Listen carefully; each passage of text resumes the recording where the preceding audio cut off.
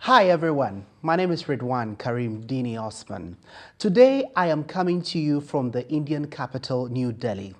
I am here to interact with a man who used to contribute a lot to the national discourse. I mean, before his appointment, you always see him on TV, on radio, contributing to important national issues. I mean, the discussions to all those critical issues. And I'm talking about Ghana's High Commissioner to India, Michael Aaron N.N. Okwe. You're welcome, sir. Thank you very much, I Mr. think Redwan. I have to get a handshake. Very good, very good. You're most welcome. And I'm glad you actually accepted to talk to us.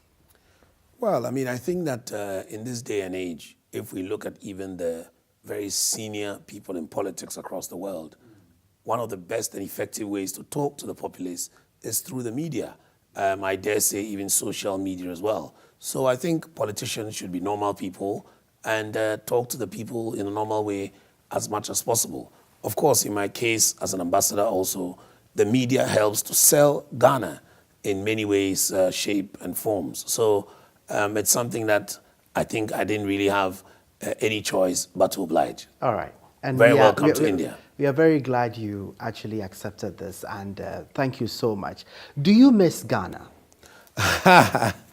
That's a very difficult one. I mean, I do miss Ghana terribly because Ghana is my home. I'm used to Ghana and all the things I have to do there. But it's become less since the family joined me, i.e. my wife, Maureen, and the children as well. They are all settling in school here now. So the urge to miss Ghana is much less. But of course, I mean, home is home. And as an ambassador, the idea is you conceptualize in where you are, i.e. the home country, in this case, India, and then you go and chase and implement in Ghana. So you also have to go to Ghana strategically from time to time to push to make sure that whatever has been started here bears fruition. Okay. First and foremost, I would want us to start right here. You've been here for 2 years. Exactly what have you been doing, particularly with the Ghanaian community in India? Okay, let me start first of all by saying that I've actually just been here a year and 3 months. Because obviously, as you're aware, the ambassadors came later than the swearing in. I dare say the president himself is not even 2 years yet, but that's another... I said close to 2 years. I know. That's is another matter for discussion. But in terms of work, there's so much to do. India, first of all, let me move straight to the community Ghanaians here before I come to the work, because that is very concise. The Ghanaian community in India is not that big.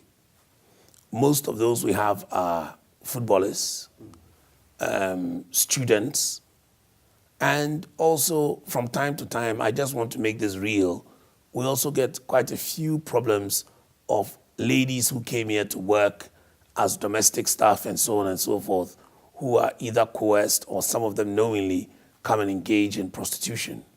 So we've had quite a number of people who have had to come to the embassy, and the head of consular, Mr. Michael Saki, and his deputy, Mr. Aaron Timtim, have had to really shield them because, you know, these kind of things have pimps and so on. Their passports and documents are seized. They have no ticket. So this is akin to the destitute plight of women in the Gulf states. And so we do encounter that from time to time. But I must say that anyone we've encountered, we've been able to help and sort out their problem and send them back. So I want to use this as a caution to Ghanaians when you're coming here, even to play football. Some of them come here and the team contract has not been signed. Make sure it's signed before you come. Otherwise you get stranded in the country. With the students, it's much more simpler. They don't usually have too much of a hassle because the institutions who bring them here, i.e. the government institutions, are able to usually resolve the problem. But our biggest problem here is that we want the Ghanaian students to be able to get some sort of placement. There's no point learning the theory without the practicals.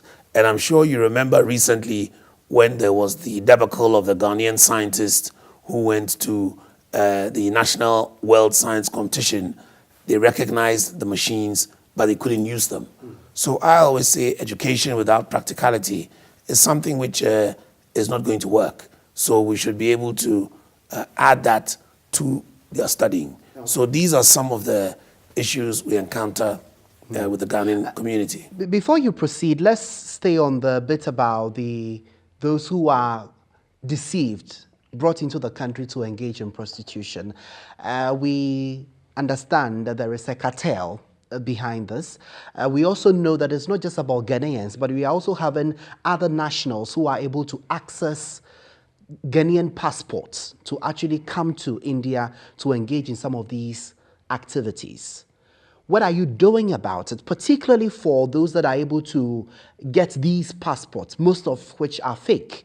And exactly what is the holistic approach to tackle this issue of girls being brought into the country to engage in prostitution?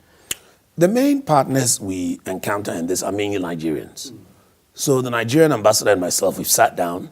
Any name we get from the Home Office of India that there's somebody who's done something that's a Ghanaian, first of all, the consular section would check the document with what is in Ghana. As soon as it doesn't match, we know that it's a fake.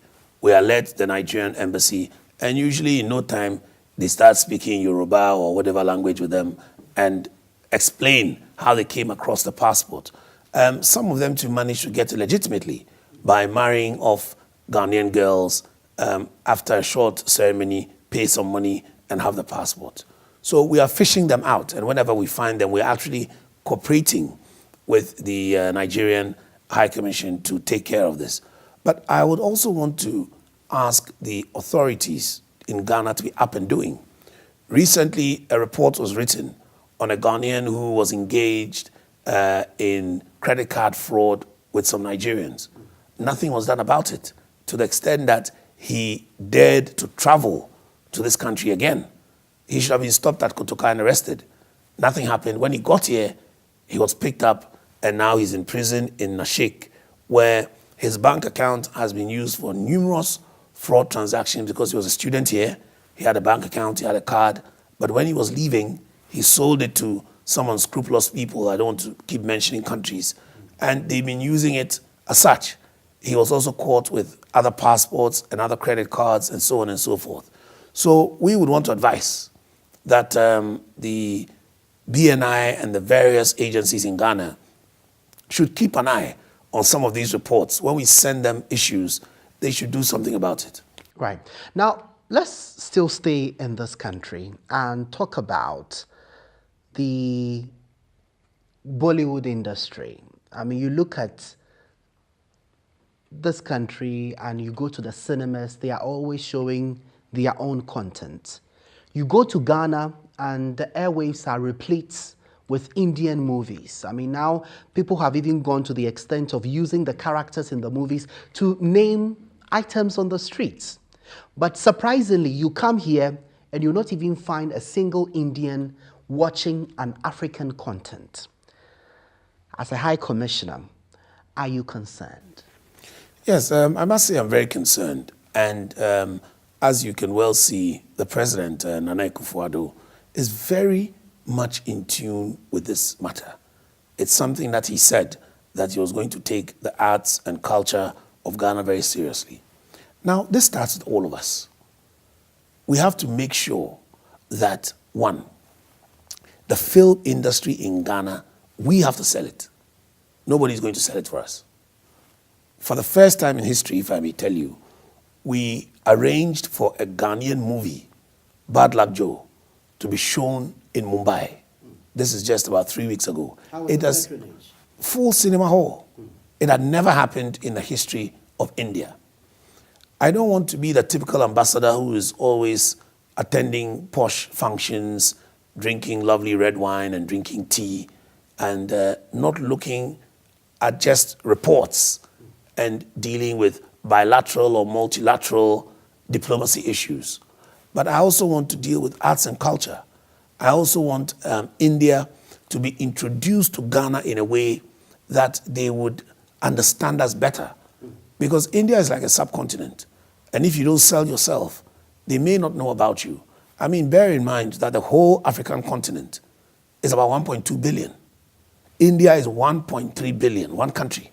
Forget about Bangladesh and Pakistan. So you can see that this is something that we need to compete very hard to catch their attention. And I think that Ghana is doing that very well so far. And we look forward to even bigger and better things in terms of trade and economy. Do you have a comprehensive plan in terms of introducing a lot more local content here in India? In fact, again, for the first time, the biggest private studio in Noida, called Marwa Studios, I went to them to seek scholarship for Ghanaian film producers. And they usually give only one. But after a bit of to and fro, the only country that got two was Ghana. So we sent for the president of the Film Directors Guild in Ghana. He's based in Accra. And the president of the Kumasi Group also came as well. So within the short span, 2 people have already come on scholarship, and another 2 will be coming in next year, April. We will allow the Film Directors Guild to nominate the people they want to come. But I feel that you have rightly said, we need to focus on also selling things to India, because they also want to watch different genres of movies. But if it's not introduced to them or sold to them, how would they be able to get anything from it? Then it raises the sort of collaboration between yourself and the Creative Arts Ministry in Ghana. Yes, I mean, I have a lot of contacts there as well. Remember that even as a lawyer, some of the clients I used to deal with were mainly also in the entertainment and media area. I've represented from your bosses in GH1 to various many artists and people in that field. So I tend to understand some of the problems. However, as an ambassador, all I can do is facilitate. And then when I introduce the Indians to their Ghanaian counterparts, then they will take it up from there to the next level. Because as an ambassador, you have to be a jack of all trades. You deal a bit with tourism, you deal a bit with agriculture, you deal a bit with power, you deal a bit with oil and gas, you deal a bit with rail. You have to be able to metamorphosize into various things. So that is what we are doing. We're trying to facilitate the union of the Indian specific industries to the various Ghanaian industries so we can grow our own. Within the next few years, what do you envisage should change? Well, I mean, I think what should change, first of all, is our attitude to culture and so on. Why? Ghanaians seem to think that it's all about the show. But that's show business. There's a business aspect to the show. So if we are able to add those 2 things together, I think we will do very well. Look, when you go to Mumbai, most of the very rich people are actors. Now, why is this so important for diplomacy? You will realize that most people in Ghana think America is paradise because of the movies. You go to every bar in India, Sri Lanka, Maldives, Bangladesh, Singapore, wherever you go, they are playing American music. I dare say in most cases, Afro R&B music. Media and culture and entertainment sells. But you will not know that there are ghettos in America and there are people who are sleeping in cardboard boxes because they don't show that in the media. So I think Ghana too should brand itself. At the moment, we have the theme Ghana on the go. Let people see the good things of Ghana and Ghanaians, and then we'll be able to take things to the next level. But I think our country, we see media and entertainment as people who are not serious, but they are actually our brand ambassadors. When Ghana recently qualified for the Under-17 World Cup, which is sports, since then, any Indian I meet, if they've not heard about Ghana, the only thing they will tell you is, oh, Ghana, you have a good football team. And even the boys didn't go that far for various reasons, which we'll talk about later, because I think that the preparation for them was not good enough. But these are the things that sell a country: sports, entertainment, culture, media. And I think Ghana should take it very serious. I think India is one of the best places to showcase these things. And so we are doing our best to also jump on the bandwagon. Now, since that relationship began with India, or between India and Ghana, we've seen a number of stakes. But from where you sit, what is number one among the priorities? Well, the priorities is, the first priority is one district, one factory. The priorities are many things that we have to look at, but we want to look at production. This is the president's mantra.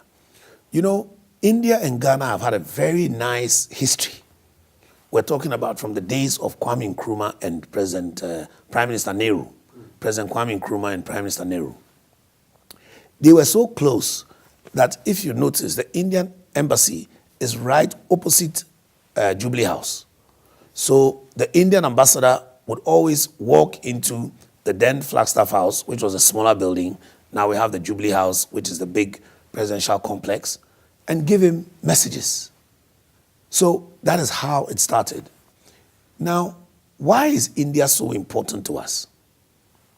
India is important to us because they are one of the biggest economies in the world. In fact, India is the 8th largest economy in the world. And by 2020, we are looking at India becoming the 3rd largest in the world.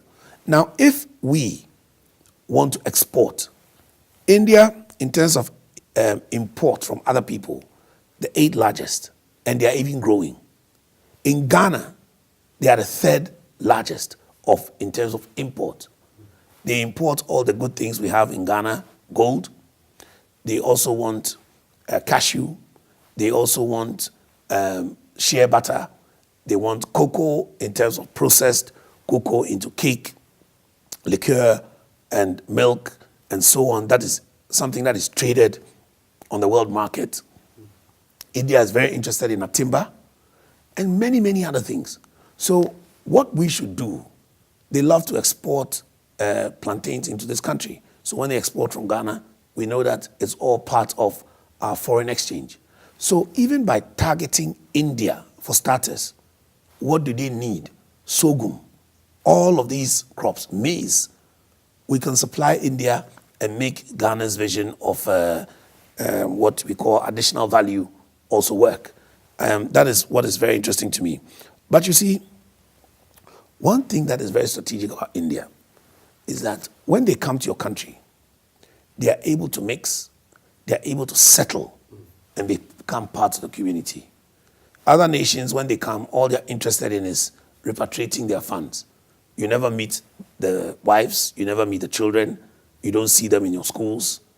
But I dare say in almost all the international schools, you see huge number of Indians in particular, because they've become part of the community, and when they invest, they make sure that most of the money also stays. So I think strategically, India is one of the biggest partners that we have, and we should continue in that vein.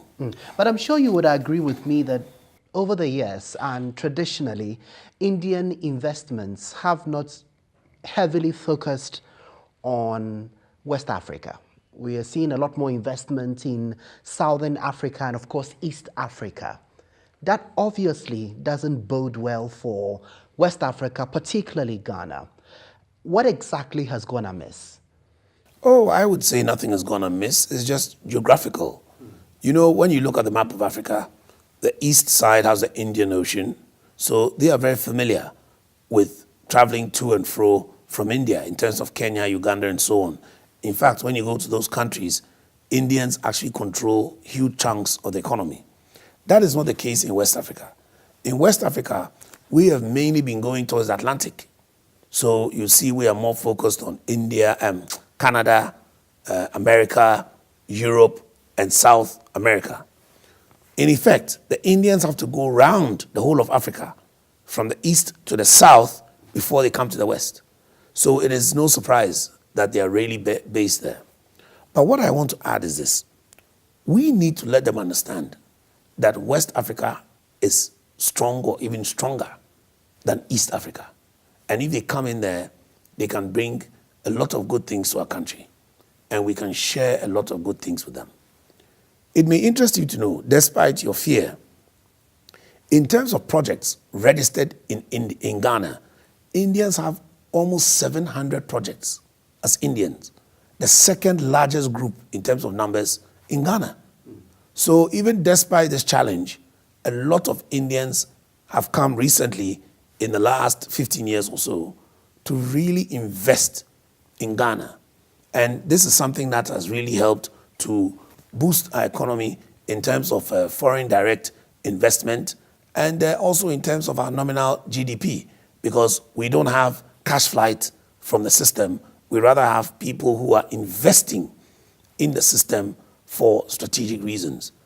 I'll go on to talk about government projects, but for now, let's look at some of the FDI projects that are being done in the country. Recently, I'm sure you heard about the $80 million steel project that is being done in Ningo Pram Pram. This is from an Indian group. If you go around the world, the best real estate, whether in Canada, UK, US, and many other countries, are owned by Indians. This tells you something, that when they also come to your country, and Ghana, we are not shy of investors. Sometimes I feel bad when some people say, oh, we don't need this foreigner here. No, go to Singapore. They have all the multinational companies there. They have a lot of foreigners there. But they've used it for the benefit of the citizens. And what President Nana Akufo-Addo is trying to do is to invite people to come and invest in Ghana, and the money and the jobs and all the direct or indirect benefits will be for Ghana and Ghanaians.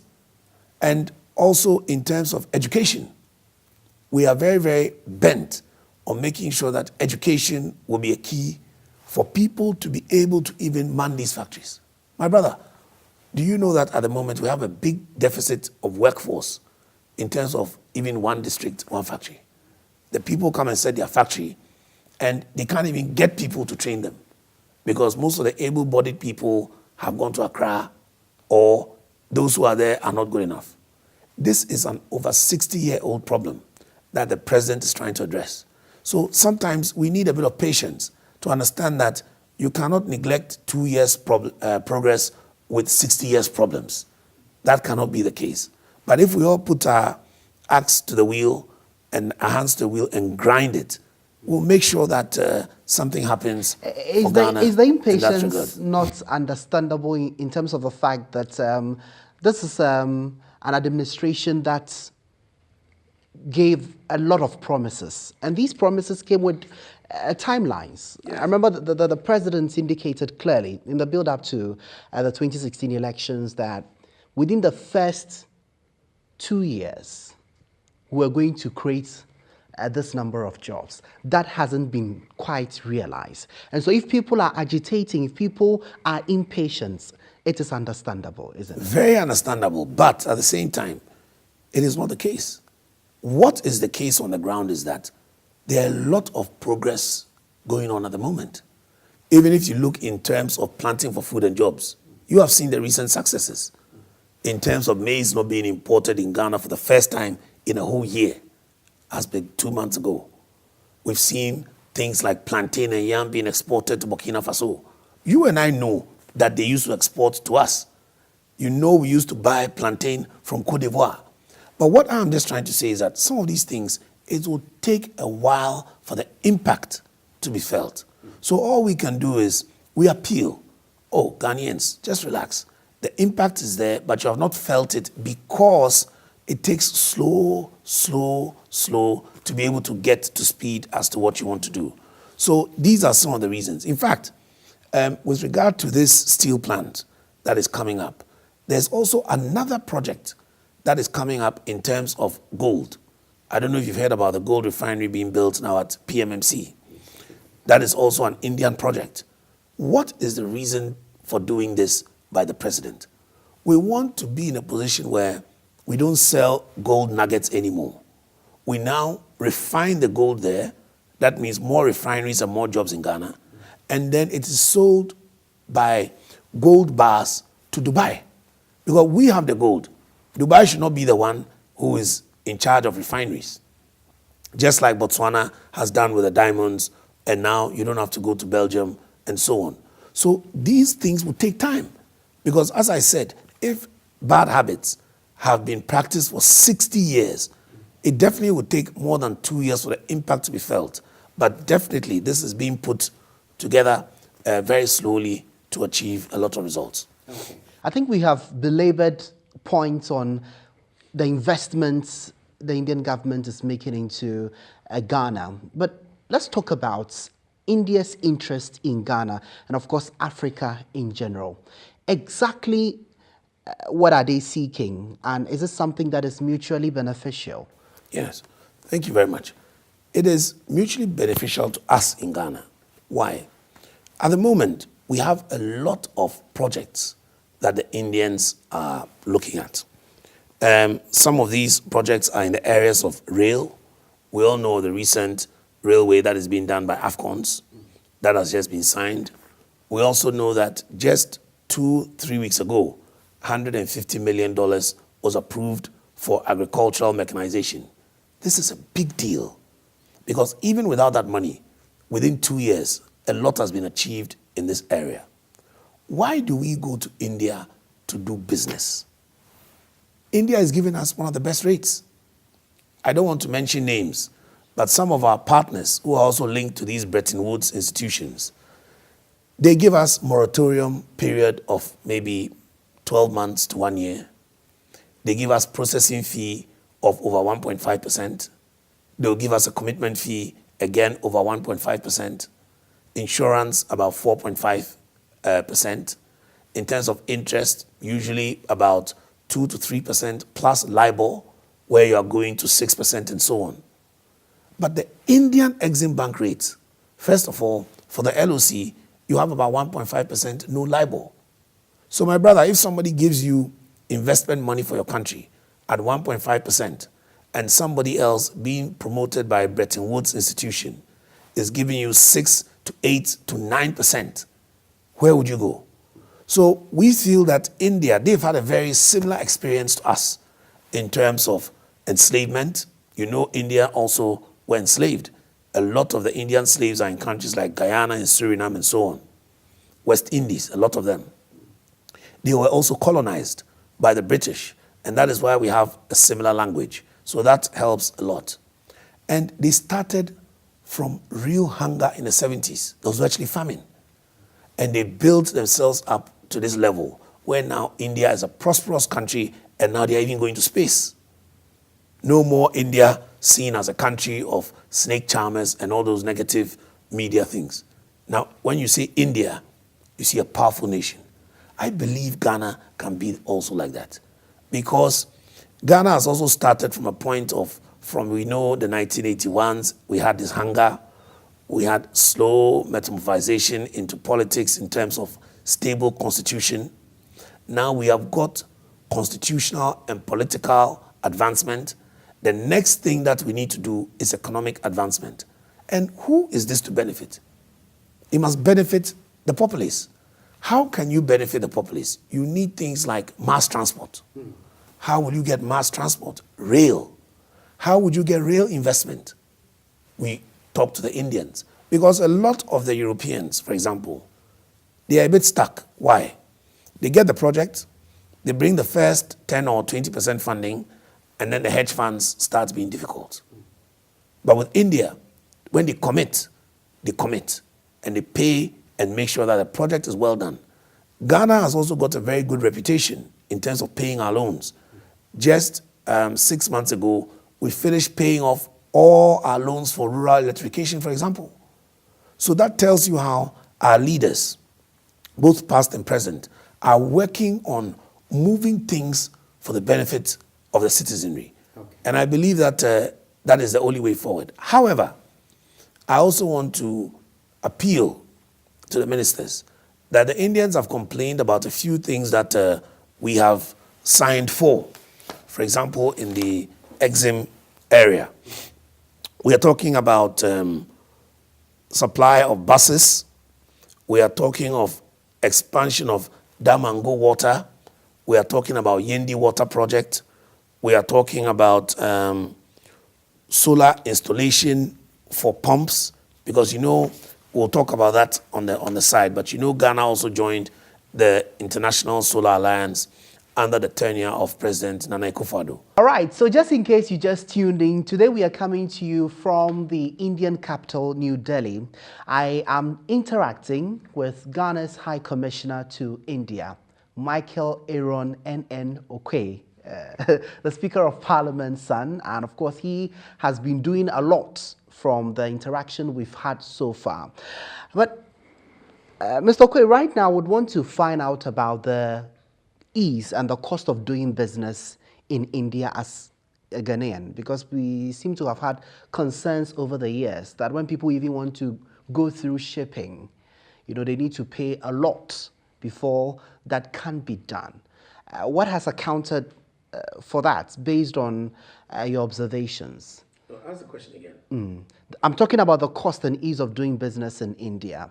For the lot who are Ghanaians and they come to the country to do business, whenever they get their goods and they want to transport them, probably via shipping, they need to part with a lot of money before that is done. Why is it so difficult for somebody from Africa, particularly Ghana, to want to do business in India? I haven't actually come across that problem, so maybe I'd have to speak to the commercial team to find out how much it's costing so much and why that is the case. But you haven't engaged Ghanaian entrepreneurs in this country? We have, and that's why I was surprised, because a lot of them, including household names like Kingdom, Amofa, and so on, they've been doing business in India for 24 years. And they actually say that they prefer coming to India to other Asian countries. So we'll find out. I mean, if there's a complaint, we always want to make things better. So we won't sweep it under the rug. We will confront it head on and see what we can do. But I can assure you that a lot of Ghanaians come especially to Mumbai. They buy fabric, textiles, baby clothes, cosmetics. Pharmaceutical companies are doing a lot of business in India. Agro-processing, because a lot of things that are needed in terms of processing in Ghana, they like to buy the machineries here. And corn milling, for example. Some of the car wash bays, they are set up with Indian equipment and so on. So that is rather our encounter. Of course, we've had one or two complaints about some people who had paid money to some others and were not getting their money back. That happens everywhere in the world. It happens in Ghana, it happens in India. So as much as possible, we've alerted the authorities, and some of them have been given their money back and been treated well. So these are some of the issues that we encounter when it comes to trade. But generally, as you can see, the trade between India and Ghana has moved from about 2.7 billion in recent years to almost 4 billion. That should tell you the magnitude of the trade between these two countries. So I must say, yes, there may be one or two nitty-gritty problems here and there, but on the whole, I think things are moving better and smoother in terms of Ghana-India trade. Okay. Let's now talk about cultural exchange, because we see, apart from the movie industry, which clearly you have indicated that something is being done to actually address the shortfall in terms of how much we consume and how much is consumed in this country. Throw a lot more light on the cultural exchange programs that, for instance, you have been working on, and exactly how that will help in supporting government's Ghana Beyond Aid agenda. Yes, when you talk about cultural exchange and so on, the first thing is our multilateral and bilateral relations with India and the southern area of Asia. It's very simple. With India, we interact with them mainly through ICCR, which is the Indian Cultural Center in terms of relations. So Indian Center for Cultural Relations, yes, so ICCR. They do a lot of scholarship programs for Ghanaians to come and study here degrees and also to come and do their masters or even doctorate. So that cultural exchange is very helpful. Yes, we don't have money to bring Indians for scholarship, but we also have exchange programs and some university ties where Indians go to Ghana 3 months short course to also go and study and mix with our system. And so that is something which is very, very beneficial. But still, I go to the complaints that we need work permits to make this work better.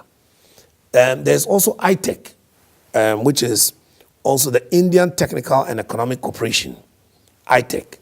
These are for support for technical training and so on. A lot of our policemen come here for training in areas like forensic sciences. We have a lot of IT people from the Kofi Annan Center, for example, coming here for training.